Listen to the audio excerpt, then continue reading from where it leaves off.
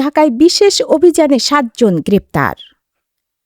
ঢাকা জেলা ডিবি উত্তরের বিশেষ অভিযানে পৃথক 2টি অভিযানে 4 জন ছিনতাইকারী ও ডাকাত দলের সদস্য এবং 3 জন জুয়ারিকে গ্রেপ্তার করা হয়েছে।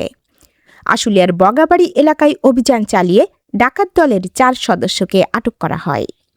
এ সময় তাদের কাছ থেকে চাপাতি, সুইচ গিয়ার চাকু, স্টিলের চাকু সহ দেশীয় অস্ত্র উদ্ধার করা হয়।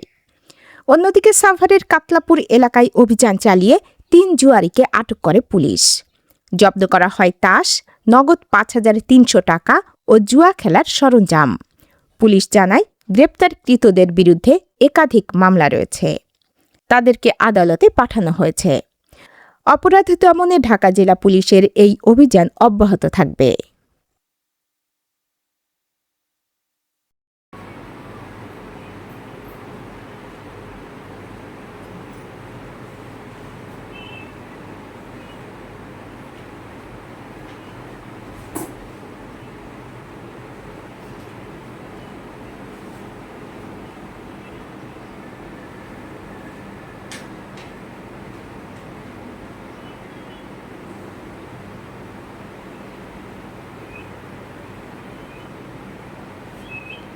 ভাই প্রিন্ট বাইর করুন না একটা।